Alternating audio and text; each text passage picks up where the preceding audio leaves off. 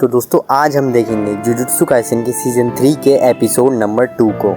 और अगर आप लोगों ने इसके एपिसोड 1 को नहीं देखा है तो आप मेरे चैनल पेज पे जाके इसको देख सकते हैं। So hi everyone and welcome back to our channel. तो चलिए देखते हैं एपिसोड नंबर 2 को। तो सबसे पहले हम देखते हैं चोजो और नाओया की फ़ाइट, जिसमें नाओया चोजो पर भारी पड़ता जा रहा था। नाओया अपनी प्रोजेक्शन सॉर्सरी टेक्निक को यूज़ करता है। नाओया चोजो को एक ज़ोरदार किक भी मारता है, जिससे चोजो के पीछे की दीवार तक में क्रैक आ जाता है और चोजो के शरीर में से खून निकलने लगता है। चोजो समझ नहीं पा रहा था कि आखिर नाओया कौन सी टेक्निक यूज़ कर रहा है और वो अपने शरीर से निकलते हुए ब्लड को भी कंट्रोल नहीं कर पा रहा था। और चोजो नाओया की स्पीड तक को मैच नहीं कर पा रहा था, नाओया इतना तेज़ था। मगर नाओया उससे इम्प्रेस होता है और बोलता है, तुम काफ़ी टक्कर के खिलाड़ी हो, आखिर तुम हो कौन? चोजो बोलता है, मैं हमारे 10 सिबलिंग्स में सबसे बड़ा भाई हूँ। चोजो फिर अपना नेक्स्ट अटैक करता है अपनी फ्लोइंग रेड स्केल स्टैक से, जिससे उसके चेहरे की मार्क्स अनलॉक हो जाते हैं। नाओया बोलता है कि मैं तुम्हारी कर्स टेक्निक के बारे में पूछ रहा हूँ, ना कि तुम्हारे परिवार के बारे में। तभी नाओया अचानक गायब हो जाता है, मगर चोजो उसे सेंस करके देख लेता है अपनी flowing red scale stack technique की मदद से। मगर नाओया उसे जोरदार पंच मार के पीछे ढकेल देता है। तभी अचानक चोजो के पेट में बहुत तेज़ दर्द होने लगता है। नाओया उसे एक चाकू दिखाता है और बोलता है, मैंने इससे तुम्हारा पेट काट दिया है। अब जबकि तुम ब्लड मैनिपुलेशन टेक्निक यूज़ करते हो तो तुम अपने ब्लड को भी रोक ही सकते होगे। और मैं ये जानना चाहता हूँ कि तुम मेरे आगे कब तक टिक पाओगे और अपना खून कब तक रोक पाओगे। नाओया चोजो को बोलता है कि ये बात सीक्रेट रखना कि मैंने हथियार यूज़ किया है, क्योंकि हथियार सिर्फ कमज़ोर लोग यूज़ करते हैं, जैसे मेरे भाई। चोजो नाओया को बोलता है कि क्या तुम अपने भाई को पसंद नहीं करते? नाओया बोलता है कि जो बड़े भाई अपने छोटे भाई से कमज़ोर होते हैं उन्हें मर जाना चाहिए। चोजो बोलता है कि शायद तुम आज जो हो वो उन्हीं की वजह से हो। नाओया बोलता है कि ये क्या बकवास कर रहे हो। चोजो बोलता है कि इससे कोई फ़र्क नहीं पड़ता कि तुम्हारे बड़े भाई कमज़ोर हैं या ताकतवर। एक बड़ा भाई अपने छोटे भाइयों के लिए रोल मॉडल होता है। अगर एक बड़ा भाई गलत रास्ता अपना लेता है तो उसके छोटे भाई उस रास्ते को अवॉइड कर सकते हैं, और अगर मैं सही रास्ता चुनता हूँ तो मेरे छोटे भाई मुझे फॉलो कर सकते हैं। फिर चोजो बोलता है कि तुमने पूछा था ना कि मैं इतनी टक्कर का खिलाड़ी कैसे हूँ, क्योंकि मुझे गाइड करने वाला कोई नहीं था और मैं अपनी गलतियों से ही सीखता आ रहा हूँ, और इसलिए मैं हमेशा अपने भाइयों के आगे खड़ा रहता हूँ, इसलिए मैं इतना ताकतवर हूँ। और तभी चोजो की ब्लीडिंग भी रुक जाती है। नाओया सोचता है कि इसकी ब्लीडिंग रुक कैसे गई और इसका इतना सारा खून बहा और अभी तक ये मरा भी नहीं।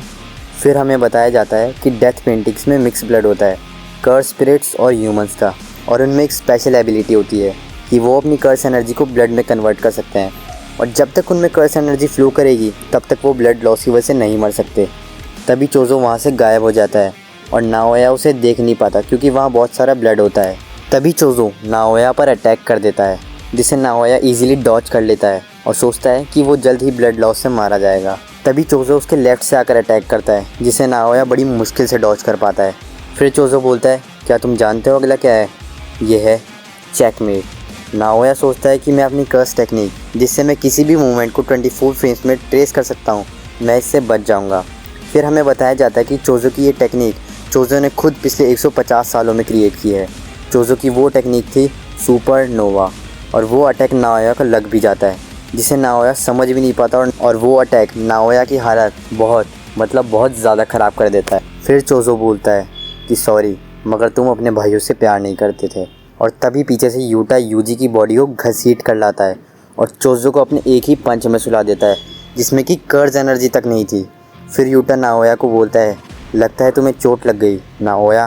तभी नाओया को खून की उल्टी आने लगती है और वो समझ जाता है कि चोजो के उस ब्लड में काफ़ी पॉइजन मिक्स था, जिसकी वजह से वो कभी भी मर सकता है।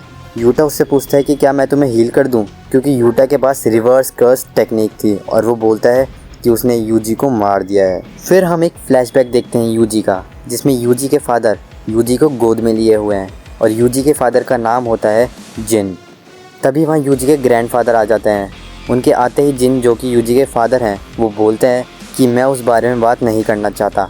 यूजी के ग्रैंडफादर बोलते हैं कि तुम अपनी लाइफ खुद से जी सकते हो, मगर अगर तुम उस लड़की के साथ रहोगे तो तुम मारे जाओगे। जिन बोलता है कि आप इस बारे में बात यूजी के सामने मत कीजिए, क्योंकि बच्चे बहुत समझदार होते हैं। यूजी के ग्रैंडफादर बोलते हैं कि मैं चाहता था कि तुम्हारी शादी काओरी से हो, जो कि एकदम नॉर्मल लड़की है।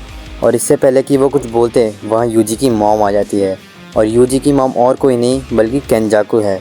तुम खुद उसके स्टिचेस देख सकते हो। वो केंजाकू या यूजी की मॉम बोलती है कि आप किस बारे में बात कर रहे हैं डैड। तभी यूजी की आंख खुलती है और वो फ्लैशबैक यूजी के सपने में आया था। यूजी के सामने यूटा बैठा होता है और यूटा यूजी को देख के हंसता है और रिलैक्स फील करता है। यूटा उसे बताता है कि सितंबर के आसपास गोजो यूटा से मिलने आया था। गोजो ने यूटा से कहा था कि अगर गलती से भी गोजो को कुछ हो जाता है तो यूटा को फर्स्ट और सेकेंड ईयर वालों का ध्यान रखना होगा, और स्पेशली यूजी इतादोरी का, क्योंकि आखिर वो सुकुना का वेसल है। इसलिए जैसे ही यूटा को पता चला कि गोजो प्रिजन रियल में सील हो चुका है तो उसे फर्स्ट और सेकेंड ईयर वालों को बचाना था। इसलिए उसको हायर अप्स के सामने नाटक करना पड़ा कि वो खुद भी यूजी को मारना चाहता है ताकि वो यूजी को मारने के बहाने उसे बचा ले। यूजी पूछता है कि वो तो मर गया था ना, फिर वो वापस ज़िंदा कैसे हुआ। यूटा उसे बताता है कि उसके पास रिवर्स कर्स टेक्निक है जिससे उसने उसे ठीक किया, और क्योंकि ये टेक्निक बहुत रेयर है इसलिए बहुत से लोगों को पता ही नहीं कि यूटा के पास भी ये टेक्निक है। यूटा उसे बताता है कि जब तक हायर अप्स को पता नहीं चलता कि यूजी ज़िंदा है तब तक के लिए यूजी सेफ़ है। तभी वहाँ मैगुमी आ जाता है।